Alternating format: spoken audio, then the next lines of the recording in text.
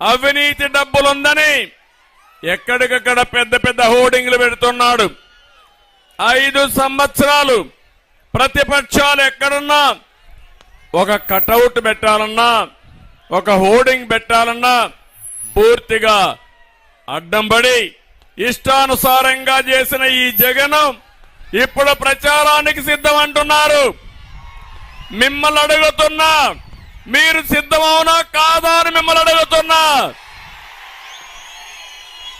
మనం చేయాల్సింది, అయ్యా జగన్ రెడ్డి,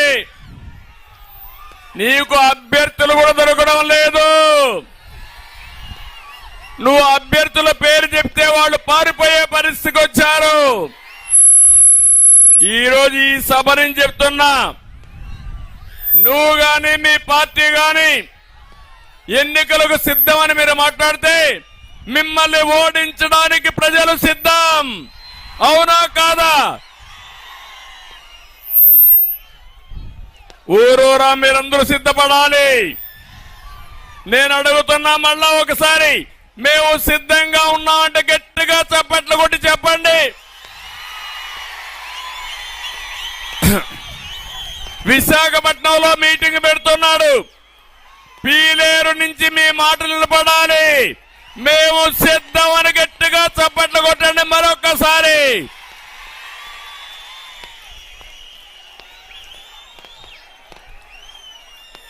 మిమ్మల్ని ఇంటికి పంపడానికి అన్నదాతలు సిద్ధం. మిమ్మల్ని తరిమి కొట్టడానికి కసితో యువత సిద్ధంగా ఉన్నారు. మీ జెండా పాతి పెట్టడానికి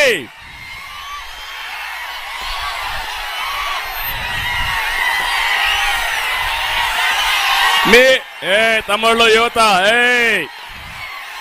ఓపిక ఉండాలి. మీరంతా వచ్చేయండి. మీరంతా మీరు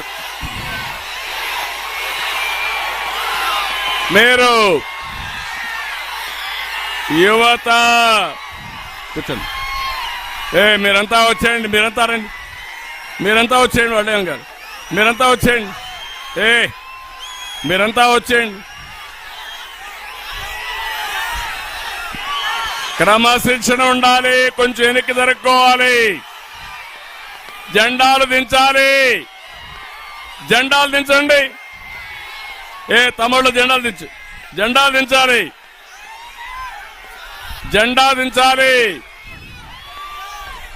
వెనక వాళ్ళకు కనపడాలి. మీరు జెండాలు దించాలి. జెండాలు తమ్ముడు జెండా దించు. జెండా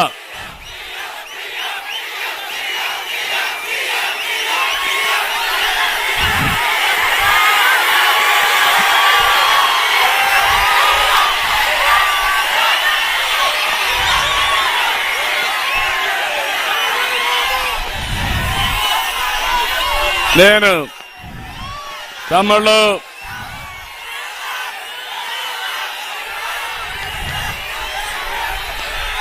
పెద్ద మీటింగు, మా తమ్ముళ్ళు సహకరించాలి. మీరు సహకరించకపోతే మనం మాట్లాడలేము. అందుకే నేను మిమ్మల్ని అందరిని అడుగుతున్నా, క్రమశిక్షణ కలిగిన పార్టీ తెలుగుదేశం జనసేన. ఇది మన మీటింగు.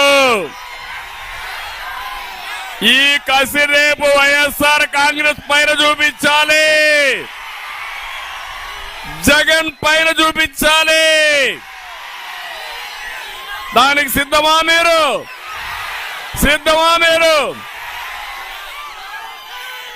అందుకే నేను అడుగుతున్నా,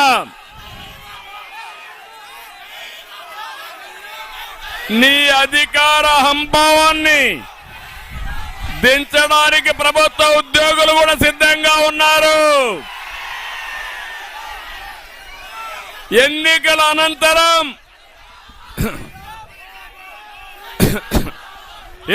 అనంతరం వైఎస్ఆర్ కాంగ్రెస్ జెండా పీకేయడం ఖాయం. అవునా కాదా?